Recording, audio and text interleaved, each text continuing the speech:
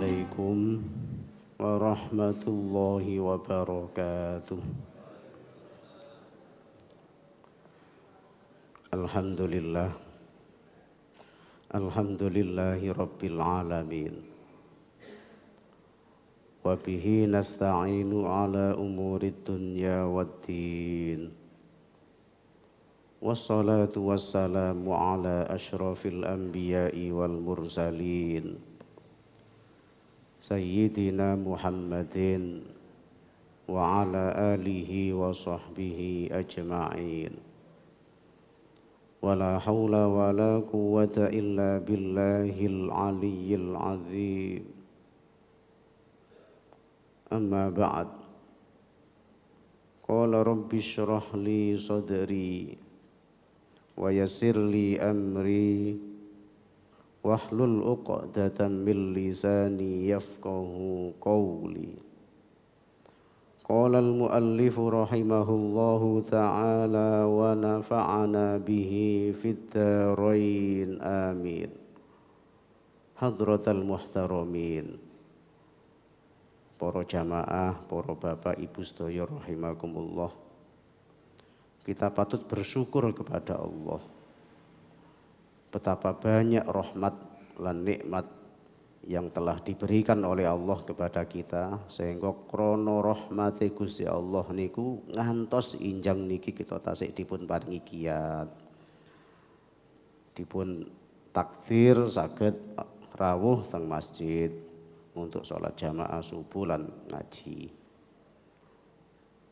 Syukur niki adalah merupakan kewajiban setiap hamba, setiap makhluk Gusti Allah.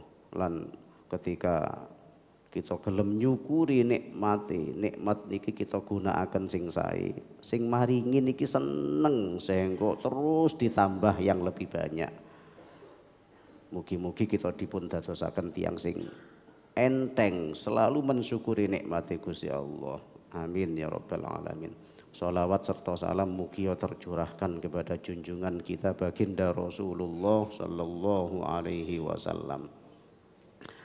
Hadirin rahimakumullah, kajian niki kita ulang yang kemarin tentang rukun nikah yang masih belum selesai. Jadi rukun nikah itu adalah bagian yang harus ada di dalam pernikahan, dan itu ada 4.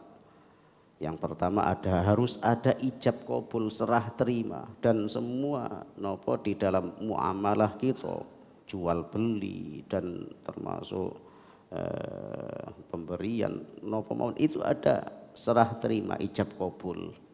Lah di dalam pernikahan juga seperti itu, harus ada prosesi ijab qabul. Yang kedua, ada 2 pasangan calon mempelai laki-laki dan perempuan, dan yang perempuan itu tidak boleh masih dalam ada ikatan pernikahan atau dalam masa iddah, itu tidak boleh. Yang ketiga wali, ya. Jadi wali itu adalah yang seperti kemarin telah disampaikan. Lah wali itu harus laki-laki. Jadi tidak boleh wali itu perempuan. Di dalam hadis Kanjeng Nabi dawuh, la tuzawwijul mar'atu al-mar'ata. Jadi tidak boleh orang perempuan itu menikahkan orang perempuan, ya. Jadi sesama perempuannya, ya, ibunya menikahkan anaknya. Walal mar'atu nafsaha, atau orang perempuan menikahkan dirinya sendiri. Jadi tidak ada walinya, ya dia yang menikahkan dirinya sendiri. Saya nikahkan diri saya kepada Anda, itu tidak boleh. Sebab nopo ada yang membolehkan, ada yang di dalam satu pendapat itu ada yang membolehkan orang perempuan menikahkan dirinya, ya. Tetapi Rasulullah melarang itu, tidak boleh orang perempuan menikahkan dirinya sendiri. Fa inna zaniyah hiyallati tazawwaja nafsaha. Sebab pezina itu adalah orang perempuan yang menikahkan dirinya. Jadi nikahnya tidak sah dan sama dengan perzinaan, ya. Jadi itu tidak boleh di dalam mazhab kita itu tidak boleh ada orang perempuan yang menikahkan dirinya. Lah yang terakhir di dalam proses pernikahan itu adalah asyahidani. Asyahidani itu 2 saksi dan itu harus orang laki-laki, tidak boleh salah satunya perempuan, harus laki-laki, orang 2. Hadirin saksi niki ngapunten tidak asal-asalan, wis pokoknya ono saksi nih, tidak seperti itu. Sakniki nu kata wis pokoknya ono saksi ini nyerahno KTP ya sudah ya. Padahal tidak seperti itu. Penting keberadaan seorang saksi itu. Gak asal-asalan toh. Kadang-kadang wis pokoknya jenenge ditulis, pokoknya KTP ini diserahno. Wis mari ngono gak ngerti apa-apa. Lah apa gunanya saksi kalau dia itu tidak memperhatikan ya prosesi pernikahannya? Harus jeli, sah tidaknya pernikahan itu juga ditentukan. Maksudnya itu dari persaksian saksi ini. Rek saksi ini ngomong sah ya sah ya. Lah bagaimana kalau umpama pernikahan itu tidak memenuhi syarat kemudian saksi ini ngomong sah ya. Ya sing tanggung jawab saksi ini. Ketika itu terjadi ketidaksahan ya karena mungkin ada kendala di dalam proses ijab kabul ya. Mungkin gak sambung antara ijab ambek kabule. Lah ketika mungkin terjadi ketidaksahan proses ijab kabul itu ya sing tanggung jawab saksi ini, sing nanggung dosane ya saksi ini. Sehingga sekali lagi wis tidak asal-asalan, pokoknya ono saksi ini. Pokoknya ono tulisane iki saksi. Dan tidak harus saksi itu dari keluarga, yang satu dari keluarga pihak perempuan, yang satu dari pihak keluarga laki-laki. Siapapun boleh, tapi karena saksi ini penting ya, sehingga harus dipilih ya. Jadi gak pokoknya ono ngono tok ndak ya. Jadi harus dipilih siapa yang berhak, yang pantas menjadi saksi itu. Fayustaratu, maka disyaratkan, ada persyaratan seorang saksi di dalam pernikahan itu. Yang pertama kaunuhu marojulaini, keduanya harus orang laki-laki, harus, tidak boleh orang perempuan ya. Jadi harus orang laki-laki. Yang kedua harraini, yang kedua itu orang yang merdeka, bukan budak. Jadi kedua orang yang jadi saksi itu adalah orang merdeka. Dan sekarang tidak ada budak, semuanya merdeka. Dan yang ketiga adlaini, orang yang adil, keduanya itu adil. Apa maksudnya adil di sini? Yang dimaksud dengan adil itu orang laki-laki itu adalah orang yang baik, bukan orang fasik, bukan orang yang perbuatannya itu jelek. Loh ini loh pentingnya saksi itu harus dicarikan orang yang terbaik. Walaupun hanya saksi, ditolekno wong sing adil, wong sing kelakuane apik, wong sing gak tahu nglakoni, gak sering rek nglakoni maksiat, sapa sing gak tahu. Ndak ada orang yang tidak yang bebas dari maksiat, gak tahu nglakoni dosa, gak ono. Tapi dicarikan orang yang terbaik yang nglakoni maksiat tapi gak sering, gak selalu nglakoni dosa, itu dicarikan orang yang baik seperti itu. Jadi gak asal-asalan wis pokoknya ono siapapun orangnya ndak masalah, tidak seperti itu. Lah sekarang ini kan kadang-kadang seperti itu, wis pokoknya ono sing ditulis jadi saksi ya, tidak seperti itu. Jadi harus dicarikan orang yang terbaik, wong sing gak seneng lakoni dosa, wong sing iso njogo awake, nggih, wong sing paling tidak itu wirai, jadi gak tidak banyak bisa menjaga diri ya dari hal-hal yang jelek. Itu termasuk persyaratan seorang saksi. Dan basiraini, yang keempat itu harus bisa melihat. Kenapa? Sebab saksi, apa gunanya saksi kalau dia tidak bisa menyaksikan? Kudu lah, karena harus bisa melihat ketika terjadinya proses ijab kabul, saksi itu harus memperhatikan antara dua orang yang melakukan akad itu. antara walinya dan orang yang dinikahkan itu dilihat. Wong saksi itu harus melihat, harus tahu prosesinya ya. Mulutnya ketika mengucapkan ijab ya, walinya itu mengucapkan angkah tuka itu dilihat ya, mulutnya itu ya. Dan ketika selesai melakukan ijab kemudian mempelainya ini mengucapkan qabul angkah tuka, antara yang mengakatkan dan yang menikah ini sambung. Jadi harus diperhatikan. Jadi gak boleh ono kuno terus mari ngono wis tidak memperhatikan itu ndak boleh. Jadi saksi itu harus betul-betul melihat jeli ya bagaimana prosesi akad itu terjadi. Jadi jadi basiro ini harus melihat keduanya, harus tahu. Karena itu tidak boleh salah satu saksinya itu mungkin orang buta, tidak boleh. Karena dia tidak melihat ya. Apa yang terjadi di situ kan tidak tahu, sambung atau enggak, ya itu tidak tahu. Kemudian bagaimana pengucapannya itu jadi harus tahu. Dan yang kelima itu sami'aini, bisa mendengar. Duduk wong sing budek nggih.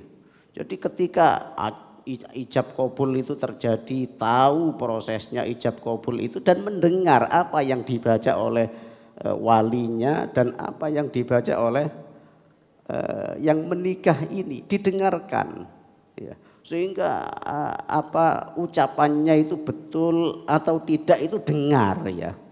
Gak mari langsung ngomong sah ngono tok ya.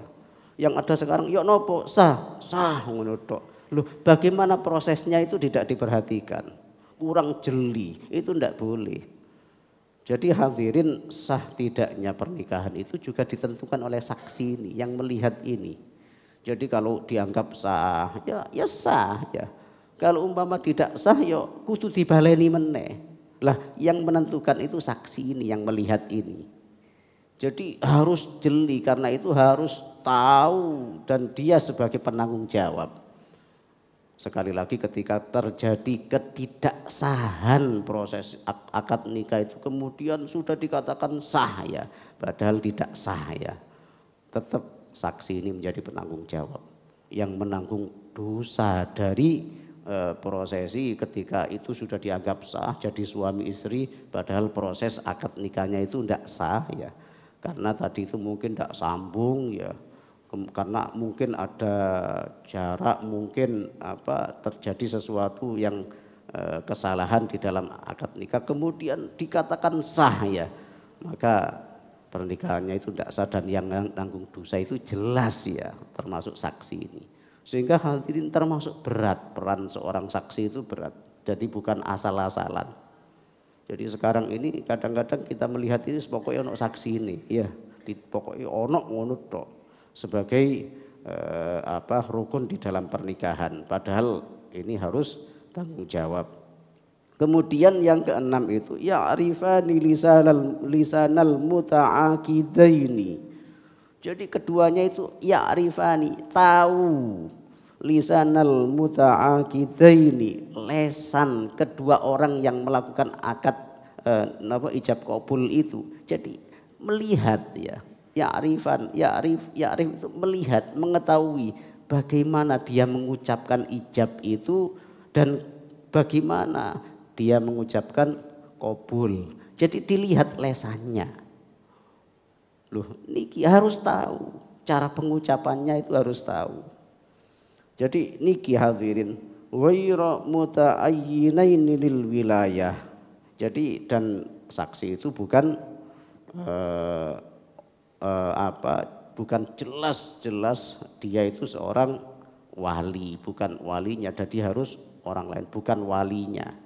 Jadi niki hadirin, jadi saksi itu jadi harus tahu proses ijab qabul di antara wali sama yang menikah itu. Jadi harus betul-betul jeli. Jadi harus ngerti ya, harus tahu bagaimana proses pelaksanaan ijab qabul itu. Karena saksi ini termasuk harus mencari orang yang baik, tidak orang fasik, bukan orang yang perilakunya itu jelek, harus orang yang perilakunya baik. Sehingga di dalam pernikahan itu sebelum akad dilaksanakan yundabu, disunnahkan ya. Bertobat sebelum akad dilaksanakan, dianjurkan untuk bertobat untuk bisa menghasilkan kualitas pernikahan yang baik. Jadi mesti sebelum akad dilaksanakan itu diajak untuk beristighfar, itu tobat semuanya. Jadi semua yang ada di situ, mulai yang walinya, calon mempelainya, saksinya, semuanya diajak bertobat untuk bisa agar lebih baik, karena memang diutamakan, dianjurkan ya. Jadi semuanya itu termasuk orang-orang yang baik itu. Jadi diajak untuk bertobat, sehingga mesti membaca istighfar 3 kali. Astaghfirullahaladzim alladzi la ilaha illa wal hayyul qayyum wa atubu ilaih, atau disingkat astaghfirullahaladzim, astaghfirullahaladzim, astaghfirullahaladzim alladzi la ilaha illa wal hayyul qayyum wa atubu ilaih. Kemudian setelah itu syahadat, asyhadu an la ilaha illallah. Itu tidak termasuk persyaratan di dalam pernikahan, bukan termasuk keharusan, cuma sunnah ya. Sunnah sebelum pernikahan itu dilaksanakan semuanya diajak bertobat, semuanya diajak memohon ampunan kepada Allah ya, karena memang dianjurkan saksi itu dianjurkan untuk mencari orang yang terbaik, ya minimal itu semuanya diajak bertobat dulu. Jadi ini hadirin termasuk yang harus ada di dalam pernikahan ya. Qala dawu sapa Rasulullah sallallahu alaihi wasallam, la nikaha illa biwaliyin mursyid. La nikaha, tidak sah pernikahan itu illa biwaliyin, kejaba kelawan seorang walinya, yang menikahkan itu walinya. Jadi kalau umpama yang menikahkan bukan walinya, ya tidak sah pernikahannya apapun yang terjadi ketika walinya masih ada. Jadi tidak boleh ketika mungkin ada anaknya perempuan kerja, kemudian nak Mekah mulai wis nggawa bojo lho, sing nikahno sapa? Wong bapakne sik ono. Umpama bapaknya sudah meninggal, pamane sik ono. Umpama pamane wis meninggal, dulure sik ono ya. Jadi harus, tidak boleh kemudian gak waline gak ngerti moro-moro wis oleh bojo ya.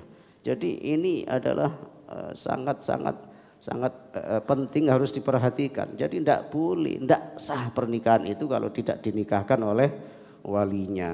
Wa syahidai adlin, dan yang kedua 2 saksi yang adil. Jadi yang menyaksikan itu harus 2 saksi yang adil. Wa ma kana nikahun ala ghairi dzalik fa huwa batil. Dan ketika ada pernikahan yang tidak seperti itu, waline mungkin duduk yang berhak, atau saksinya itu bukan saksi yang adil, tidak seperti yang disebutkan tadi itu, fa huwa batil, nikahnya itu batal, nikahnya itu tidak sah gitu loh ya.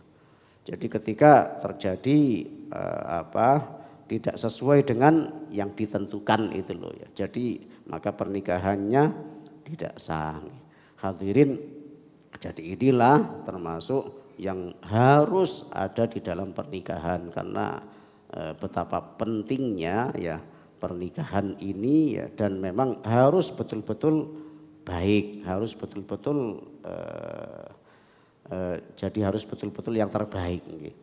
Hadirin, kemudian kita lanjutkan sedikit. Faslun, 1 fasal utawi ikilah fasal fi dzikri ma ing dalem nerangno barang ya jadi kang terjadi baina zaujaini ing dalem antarane wong bebujuan ya.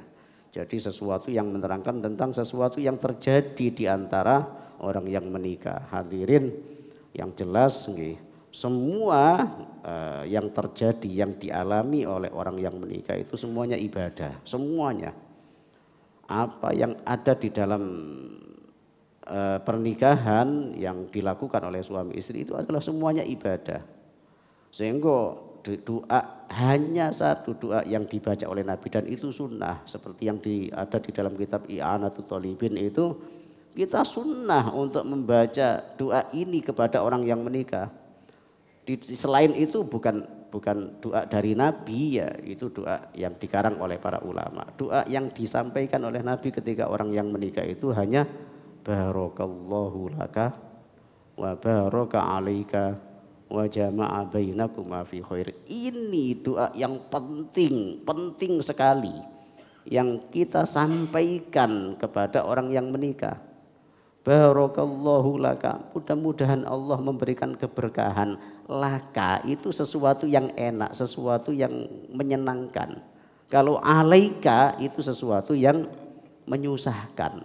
Kenapa? Sebab di dalam pernikahan itu mesti ono enake, mesti ono gak enake. Maksudnya enake iku dadi ibadah, gak enake ya dadi ibadah. Bahkan rek didelok, rek dihitung, agen di enak ambek gak enake. Di dalam pernikahan itu agak enak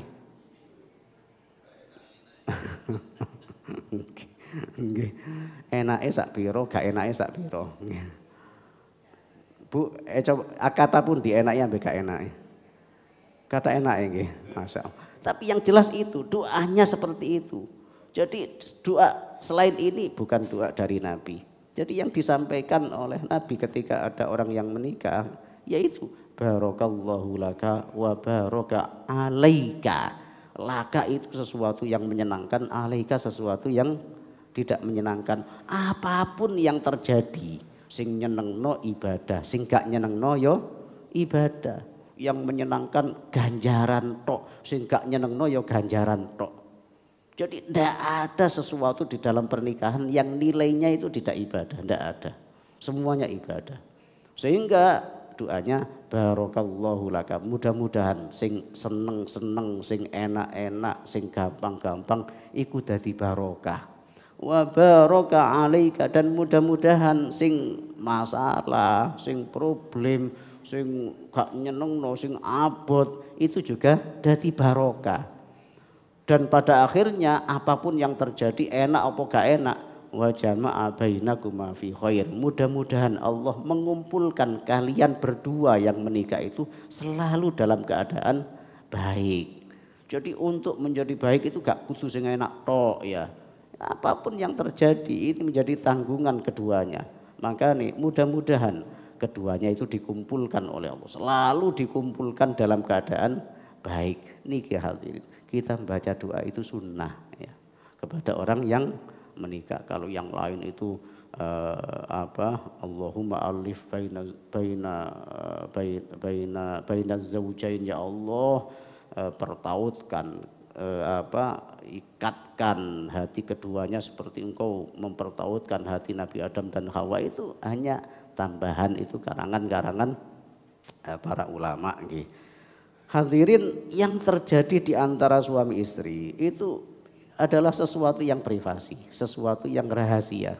Kita tidak boleh menceritakan apa yang ada di dalam pernikahan itu di antara kedua belah pihak itu. Tidak boleh. Sak seneng-senengi itu privasi kita, itu adalah rahasia kita.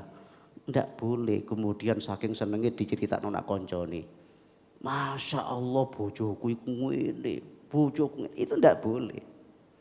Sing lanang gak oleh nyeritakno tentang yang perempuan, sing wedok yang ngono, ndak boleh menceritakan tentang suaminya. Itu adalah rahasia kita. Orang perempuan itu adalah sudah kita nikah itu wis halal semuanya. Opo wae halal. Sesuatu yang sebelumnya haram itu menjadi halal. Ndak ada larangan bagi suami terhadap istrinya. Jadi kabeh ku halal. Loh, krana kabeh halal ya. Sehingga sing lanang harus bisa menjaga. Jadi gak boleh kemudian apa yang terjadi yang ada pada istrinya ya Kemudian saking senengnya, saking bangganya dengan kehebatan istrinya, dengan pelayanan, dengan apa saja, terus diceritakan nak koncone. Loh, itu ndak boleh. Jadi membuka apa ya, walau itu kan sesuatu yang tidak pantas kan, sesuatu yang mungkin hanya diketahui oleh dia saja, itu ndak boleh diceritakan. Kadang-kadang wong lanang, kadang-kadang ngomong-ngomongan podo lanangi. Loh, kadang-kadang itu apa ya, merasa bangga dengan pelayanan, dengan sesuatu yang ada pada istrinya, kemudian cerita. Loh, itu ndak boleh. Jadi akhraja ngetokake sapa Muslimun Imam Muslim wa Abu Dawud lan Imam Abu Dawud an Abi Sa'id Al-Khudri, saking Abu Sa'id Al-Khudri. Jadi inna min asyarrin nas, masyaallah, sak temene iku saking elek-eleke wong. Coba wong sing paling elek niku lho, apa gak wedi gitu. Inna min asyarrin nas, sak temene termasuk elek-eleke wong indallahi ing dalam sandinge Allah. Apa nih manzilatan panggonane, wong sing paling jelek tempatnya di hadapan Allah. Yaumal kiamati ing dalam dino kiamat. Siapa orang yang paling jelek itu? Iku ar-rajul wong lanang yafdi sing nyeritakno ilam ro'atihi maring bojone. Wa tafdi ilaihi, kemudian sing wedok lan nyeritakno ilaihi maring sing lanang. Tsumma yansuru, kemudian nyebarno sapa ahaduma salah sijine di antara suami istri iku sirra sahibihi ing rahasiae bojone. Itu ndak boleh. Iku sak elek-eleke wong. Nauzubillah min dzalik. Jadi orang yang terjelek pada hari kiamat nanti di hadapan Allah iku rek ana wong lanang cerita rahasiae keluargae. Apa yang terjadi pada istrinya, apa yang ada pada istrinya diceritakno wong liya. Yang suruh menyebarkan apa yang terjadi itu kepada orang lain. Jadi jangan merasa bangga dengan apa yang ada pada istrinya. Itu privasi kita, itu rahasia kita. Ojo sampai hal-hal yang seperti itu diceritakan orang lain. Kadang-kadang wong wedok padha wedok ngomong-ngomongan ya, mungkin tukar napa? Tukar rahasia, tukar pengalaman. Sampeyan yo opo? Rek nak omah yo bojo sampeyan yo opo? Diceritakno secara detail. Oh, Masya Allah, bojoku iku sewengi itu wis gak cukup sepisan dan lain sebagainya. Diceritakno kabeh. Itu ndak boleh. Itu rahasia kita. Jangan sampai itu diceritakan kepada orang lain. Jadi sing wedok yo gak oleh cerita tentang apa yang terjadi pada suaminya. Wis opo ae ndak boleh. Sing lanang yo ngono, tidak boleh menceritakan sesuatu yang ada pada istrinya. Jadi itu adalah rahasia, tidak boleh diceritakan. Kalau itu diceritakan menjadi konsumsi orang-orang karena itu kita sebarkan, kita ceritakan kepada orang lain, naudzubillah, di akhirat kita termasuk orang yang terjelek di hadapan Allah. Jadi ini hadirin, jadi sehingga kita tahu ya apa yang harus kita jaga, rahasia keluarga kita yang terjadi pada keluarga kita itu harus kita jaga sebaik-baiknya. Ya kalau umpama orang itu ya yang jelas ya, bagaimana kalau kita menceritakan sesuatu yang mestinya itu hanya kita saja yang tahu, kemudian kita ceritakan kepada orang lain. Ya sangat tidak etis, sangat tidak pantas ya. Jadi hadirin, mungkin ini untuk yang kajian kita di pagi hari ini, dan kita teruskan di pertemuan akan datang tentang apa sih ya tidak boleh menceritakan apa yang terjadi pada zaman Nabi ketika terjadi orang yang menikah kemudian cerita. Ini ada hadis-hadis yang perlu kita kaji ini. Mudah-mudahan kajian kita di pagi hari ini dibarengi hidayah Allah. Oke, monggo Abah Malik. Oke. Jadi hadirin, Masya Allah. Jadi sekarang itu zaman teknologi sudah canggih ya. Jadi tidak harus jarak itu, yang penting kita bisa melihat dengan jelas ya. Jadi antara orang yang menikah itu saksinya itu bisa melihat dengan jelas ya. Jaraknya ya tidak harus 2 meter, tidak ya boleh, mungkin 5 meter boleh. Oh nggih. Jadi apalagi sekarang ngapunten, sekarang ini zaman teknologi. Jadi boleh sekarang nikahnya itu di Arab Saudi, kemudian istrinya di sini, itu boleh. Jadi yang menikahkan di Arab sana, kemudian istrinya di sini, itu boleh. Atau walinya di sini, yang menikahkan yang di Pasrah itu di Mekah, itu boleh. Jadi saya punya kemenakan itu putranya Yai Suyuti Dahlan, pengasuh pondok Nurul Ulum, itu ketika saudara saya ya, anaknya itu di sini, kemudian ayahnya itu di Mekah sana, dinikahkan di sana, yang perempuan di sini. Jadi itu enggak apa-apa karena sekarang zaman teknologi, sehingga ya cukup jelas ya. Ketika yang akad nikah itu di sana, kemudian kabulnya di sini dan sambung ada videonya, itu boleh, jadi tidak apa-apa. Kemudian jaraknya yang jelas tidak boleh terputus ya. Jadi walaupun ada jarak tidak apa-apa, tapi tidak boleh lama. Tidak boleh lama. Jadi ketika mungkin ngelamun yang kabul itu halan ngelamun tidak langsung dijawab ya, agak lama, itu tidak boleh, kudu dibaleni meneh. Tapi kalau tidak lama tidak apa-apa ya. Mungkin halan mikir qabil tuh nikah, itu tidak apa-apa. Jadi istilahnya masih sambung masian ya, walaupun tidak langsung, tidak harus langsung halan langsung dijawab, tidak. Yang penting jadi ada kesambungan walaupun tidak langsung dan tidak terlalu lama tadi itu ya. Jadi itu. Kemudian yang kedua itu karena pernikahan ibadah, semua ibadah itu loh, ini harus paham. Ngapunten, orang sholat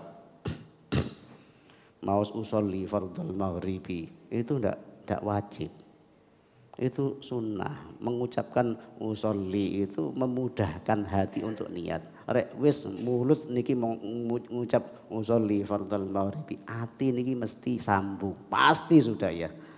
Lah sehingga niat itu untuk memudahkan hati, masang niat nak juru niati itu gampang ketika diucapkan.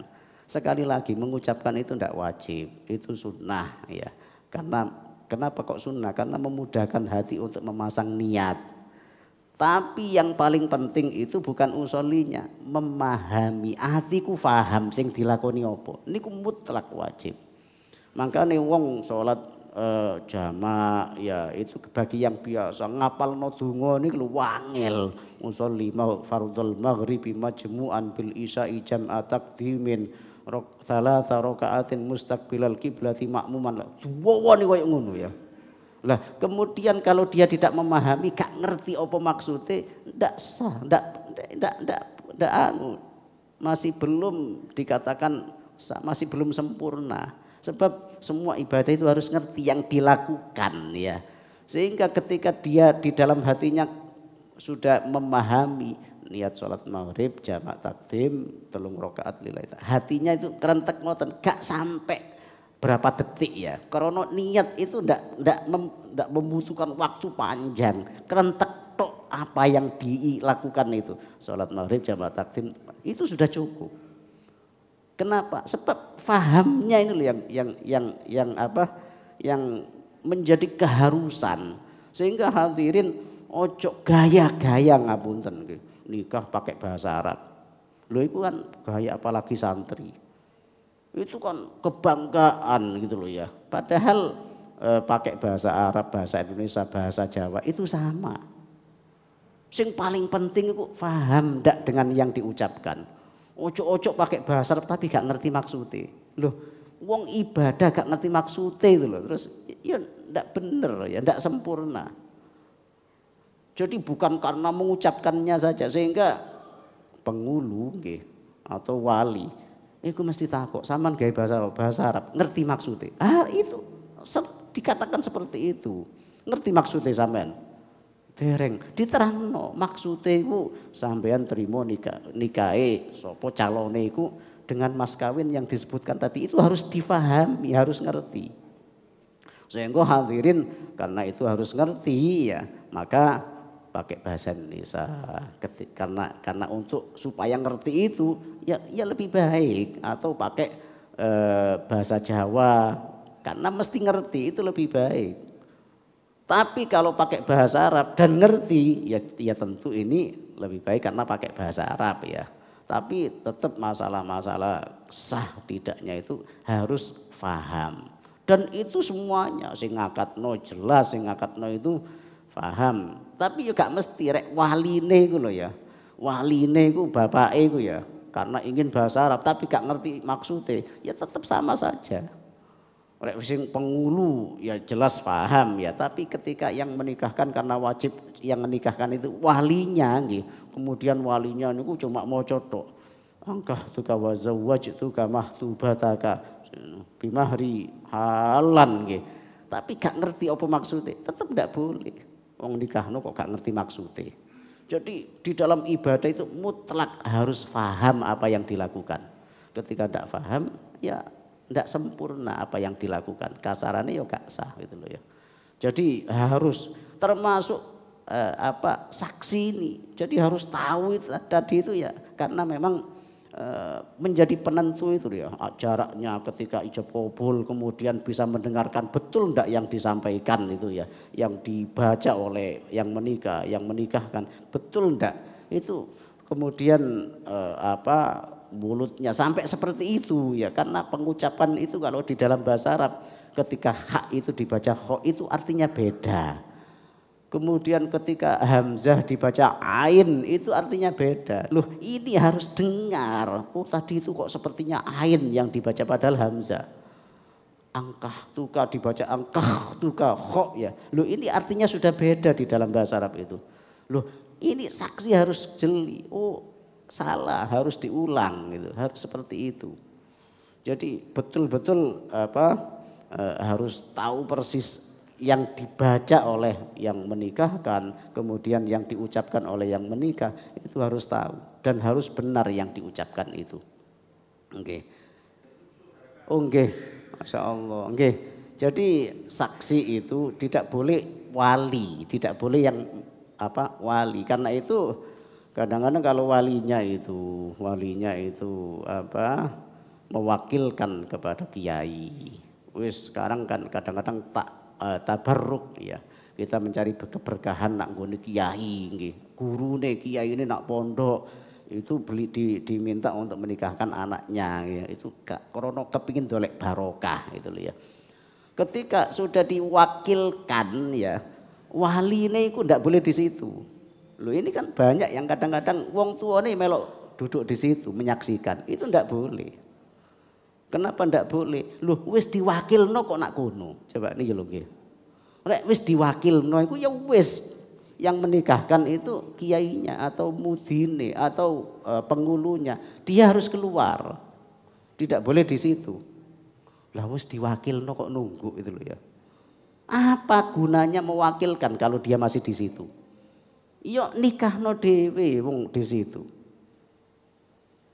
Jadi niki hadirin. Jadi wali itu ketika sudah diwakilkan harus keluar karena sudah diwakilkan. Lah bagaimana kalau adiknya ya kemudian jadi saksi? Loh saksi di dalam di dalam urutan perwalian wali di dalam Islam niku urutane niki pertama ayah, kakek nggih. Kemudian yang kedua itu saudara. Saudara dari yang wanita yang menikah ini. Yang ketiga paman nggih. Kemudian anak-anak mereka ya. Ini urutan. Lah ketika ada orang tuanya ya, ada orang tuanya.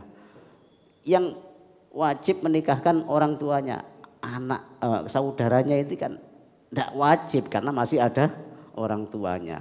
Sehingga ketika mungkin saudaranya itu saudara kandungnya jadi saksi karena bukan wali yang takyin itu sing nyoto sing jelas-jelas dari wali itu orang tuanya, sehingga yang anak saudaranya itu sudah tidak menjadi kewajiban karena ada yang orang tuanya itu, pamannya juga begitu. Pamannya ini boleh jadi wali kalau ayahnya tidak ada, tapi karena ayahnya ada, pamannya ini kan sudah tidak jadi wali. Jadi boleh umpama pamannya itu jadi saksi itu loh ya. Krono tabarukan wis iki pamane melok nyakseni, tidak apa-apa karena walinya takyin sudah jelas bapaknya itu tadi. Jadi yang tidak boleh itu bapaknya kemudian bapaknya itu mewakilkan nak nggone kiai, nak nggone penghulu, kemudian dia jadi saksi, itu tidak boleh. Karena kan itu sudah nyata ya, yang jadi wali itu adalah ayahnya. Jadi kalau kita ngoten nggih. Ya mungkin itu untuk kajian kita di pagi hari ini. Sekali lagi mudah-mudahan kajian ini dibarengi hidayah Allah.